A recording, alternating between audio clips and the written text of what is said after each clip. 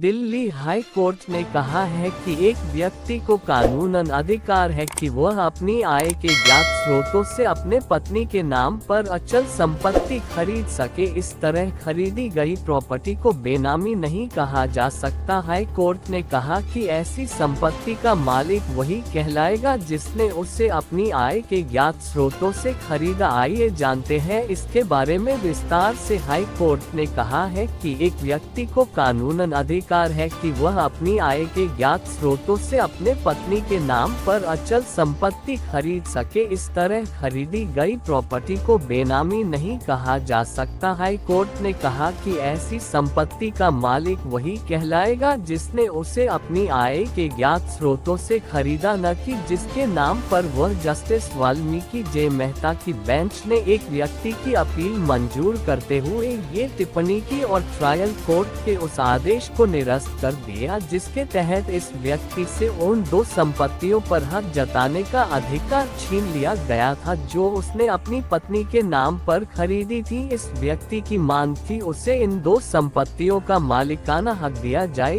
जो उसने अपनी आय के ज्ञात स्रोतों से खरीदी। इनमें से एक न्यू मोती नगर और दूसरी गुड़गांव के सेक्टर 56 में बताई गई। याचिकाकर्ता ने दावा किया कि इन दो संपत्तियों का असली मालिक वह है, न कि उनकी पत्नी जिसके नाम पर उसने ये संपत्ति खरीदी। लेकिन ट्रायल कोर्ट ने बेनामी ट्रांजैक्शन प्रोहिबिशन एक्ट 1988 के उस प्रावधान के आधार पर याचिकाकर्ता के इस अधिकार को जब्त कर लिया जिसके तहत संपत्ति रिकवर करने के अधिकार पर प्रतिबंध है। हाई कोर्ट ने ट्रायल कोर्ट के संबंधित आदेश को रद्द करते हुए कहा कि निचली अदालत ने इस व्यक्ति की याचिका को शुरुआत में ही ठुकरा कर गलती कर दी क्योंकि संबंधित आदेश जब पारित किया गया तब प्रोहिबिशन ऑफ बेनामी प्रॉपर्टी ट्रांजैक्शन एक्ट 1988 संशोधन के साथ लागू था। कोर्ट ने कहा कि इस संशोधित कानून में साफ तौर पर बताया गया है कि बेनामी ट्रांजैक्शन क्या है और ऐसे कौन से लेने देन है जो बेनामी नहीं है। हाई कोर्ट ने कहा मौजूदा मामले में प्रॉपर्टी का पत्नी के नाम पर होना इस कानून के तहत दिए गए अपवाद में आता है क्योंकि एक व्यक्ति को कानूनन इस बात की इजाजत है कि वह अपने आय के ज्ञात स्रोतों से अपने स्पाउस के नाम पर अचल संपत्ति खरीद सके और जिन परिस्थितियों में यह संपत्ति खरीदी गई